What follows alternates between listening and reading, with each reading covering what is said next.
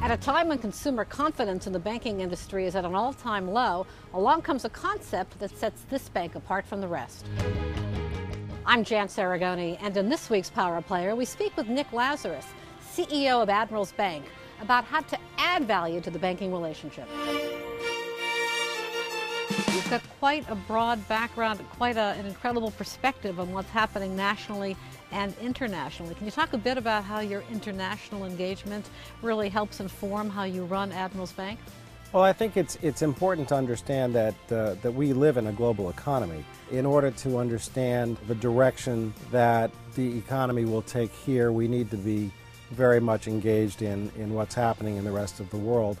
And Boston in particular has always been closely associated and engaged with Europe. This is also an interesting opportunity in Europe right now because there are lots of banks that are in trouble. So I see that as a potentially large opportunity for a bank like ours, and it's important to be monitoring the situation so that if the opportunities arise, we'll be there to take advantage of them.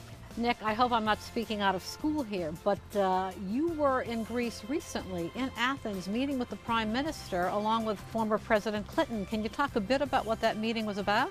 Some good friends of mine have put together an initiative called the Hellenic Initiative, and the intent is to bring together Greeks of the diaspora that had some meetings with the Prime Minister and his ministers, and President Clinton was kind enough to lend his support. He spent an entire day. He and Secretary Clinton, his wife, are very committed to Greece's resurgence. It's really important to Europe, and in turn it's really important to the global economy. Does Greece stay in the eurozone? I think Greece does stay in the eurozone. Everyone who thinks about the potential consequences of a Greek exit realizes that it could be the beginning of really a global economic meltdown, because right behind Greece, you could arguably have Spain and Portugal and Italy, France.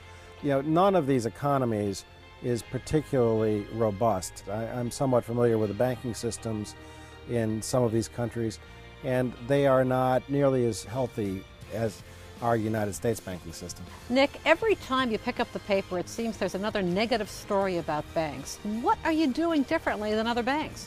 One of the problems with the large banks is that their model is not necessarily appropriate to today's customer needs. Many of the larger banks had built a network of branches before mobile banking was widely adopted.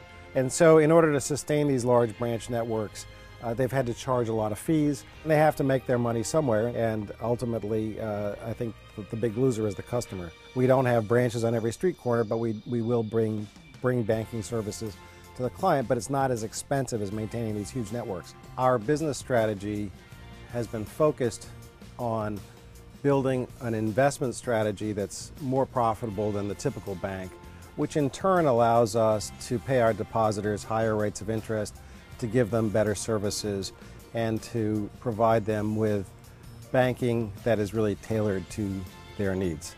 Can we talk a bit about what Nick Lazares does when he's not running one of the most successful banks in New England? How do you relax? Well, for one thing, I come here. We're here in Hyannisport on Squaw Island, and this is where during the summers we spend our weekends, and often we'll find ourselves on the water. We like to sail, we like to go boating, go fishing, and just enjoy kind of being home with family and friends here. What a pleasure. Yasis and Efkaristo. Yes.